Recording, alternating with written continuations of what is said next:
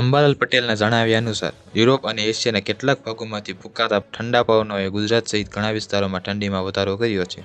આ ઠંડીનો દોર ટૂંકા ગાળામાં ચાલુ રહેશે. તેમની આગાહી મુજબ 18 થી 20 નવેમ્બર સુધી રાજ્યમાં તાપમાનમાં થોડો વધારો થવાની શક્યતા છે અને હવામાનમાં મોટા ભાગે શુષ્ક રહેશે. નવેમ્બરમાં દરિયાઈ પ્રણાલીઓ સક્રિય રહેવાની શક્યતા છે.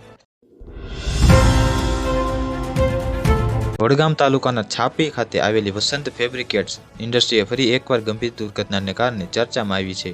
ઇન્ડસ્ટ્રીના ટેસ્ટિંગ એરિયામાં કામ કરી રહેલા એક યુવકનું અકસ્માતમાં કરુણ મોત નીપજ્યું છે, જેને કારણે ફેક્ટરીની સુરક્ષા વ્યવસ્થા પર ગંભીર સવાલો ઊભા થઈ રહ્યા છે. હવાના પ્રેશરથી ફંગોળાઈ જતા મોત થયું છે. આ સમગ્ર ઘટના સીસીટીવીમાં કેદ થઈ ગઈ છે.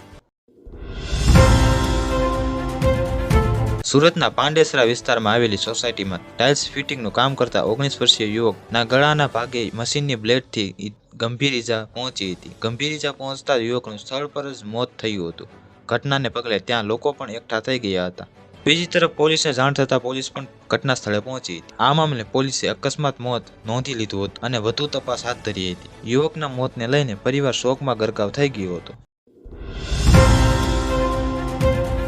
ભારત અને પાકિસ્તાન ફરી એકવાર ક્રિકેટના મેદાન પર ટકરાવ માટે તૈયાર છે. આ વખતે બંને દેશો ACC men's Asia Cup Rising Star 2025માં ટકરાશે. ક્રિકેટ ચાહકો 16 નવેમ્બર રવિવારના રોજ ભારત અને પાકિસ્તાનની શાહીન વચ્ચેની મેચને આતુરતાથી રાહ જોઈ રહ્યા છે. ગ્રુપ બી ના આ મેચ દોહાના Western Park International Cricket Stadium ખાતે રમાશે. 1:30 વાગ્યે શરૂ થશે. 24 નવેમ્બરથી 30 નવેમ્બર દરમિયાન બંગાળની ખાડીમાં ડીપ ડિપ્રેશન કે ચક્રવાત બનવાની શક્યતા છે, જે દક્ષિણ પૂર્વ કિનારાને અસર કરશે.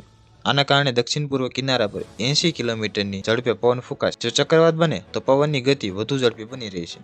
આ સિસ્ટમ છત્તીસગઢ, દક્ષિણ મહારાષ્ટ્રના કેટલાક ભાગોને અસર કરે તેવી શક્યતા છે, જેના કારણે દક્ષિણ ગુજરાતનું હવામાન બદલાઈ શકે છે. દરિયાકાંઠાના ભાગોમાં તાપમાન 20 ડિગ્રી સુધી વધી શકે છે.